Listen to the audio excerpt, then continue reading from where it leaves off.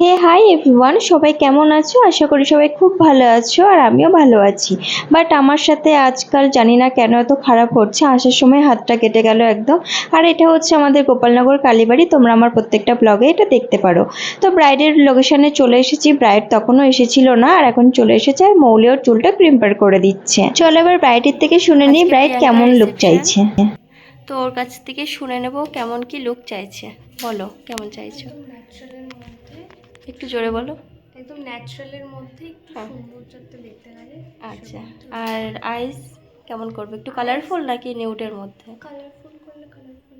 আচ্ছা, লিপস্টিকও তাই কালার মানে। আর হেয়ারটা কি ওপেনের মধ্যে রাখবো নাকি বার্ন? পুরোটা তোমার উপর ছেড়ে দিচ্ছি, তুমি যেরকম ভালো লাগে সেরকমভাবে করবে।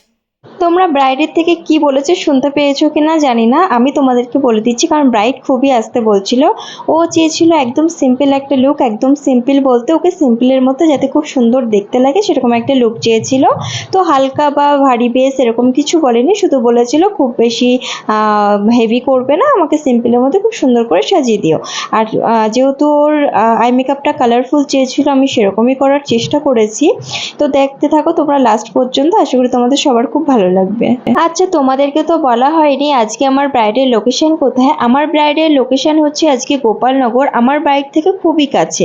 আর আজকের ডেটটি ছিল 5ই মার্চ। তো এতদিন পরে এই কারণেই ভিডিওটা আমি পোস্ট করছি, কারণ তোমরা ভিডিওতে দেখতেই পাচ্ছ আমার গলায় স্কার্ফ আর মুখে মাস্ক দেওয়া। আসলে আমার প্রচণ্ড সর্দি কাশি হয়েছিল, যার জন্য গলাতে আমার কোনো আওয়াজ বেরোচ্ছিল না, যার জন্য ভয়েস ওভার দিতে পারিনি, সেই জন্য এত লাস্টে তোমাদের সাথে শেয়ার করছি এই ব্লগটা। দেখো কথা বলতে বলতে আমার ব্রাইডের বেস মেকআপটা কিন্তু পুরোপুরি কমপ্লিট হয়ে গেছে। আর ওকে এখনই দেখো কতটা মিষ্টি, কতটা সুন্দর দেখতে লাগছে। ও কিন্তু এমনিতেও খুব মিষ্টি, তার উপরে সাজিয়ে যেন ওকে আরও একদম একটা লক্ষ্মী ঠাকুর পুরো মনে হচ্ছিল।